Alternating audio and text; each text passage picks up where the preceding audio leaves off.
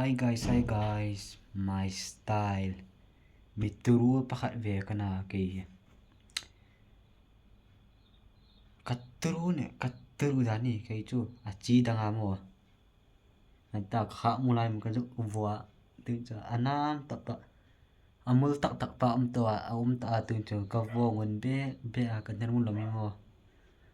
Ni thun vel la sei no hala.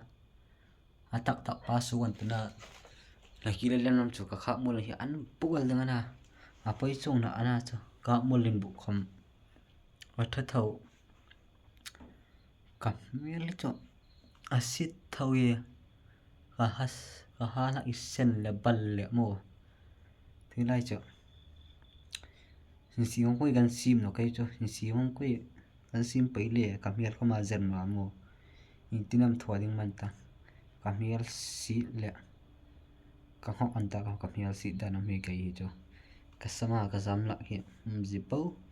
ka mel la zipo khowela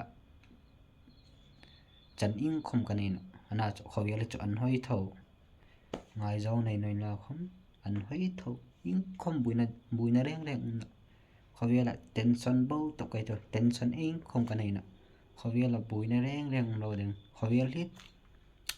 lungul thing lim ta wa mang ding don chak lo ding khowel oh guys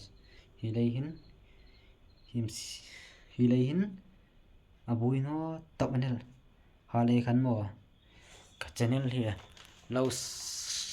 subscribe la mo chun lo like la in la chun lo share la in la hai ka chong ngei ding mo guys